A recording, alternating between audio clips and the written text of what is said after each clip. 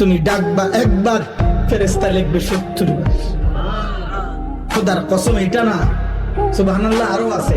মানে হইলো 70 বার হইলো প্রথম। আল্লাহ তাআলা কোরআনে আছে, হাদিসে আছে, প্রত্যেকটা নেকি লেখার সময় রমজানে ফেরেশতা তো আল্লাহকে জিজ্ঞেস করবে, আল্লাহ 70 লিখবো? আল্লাহ বলবে না, আরো বাড়াইতে হবে। কেডা নাম ক? আব্দুল আউয়াল। আচ্ছা তো লেখ 700 লেখ।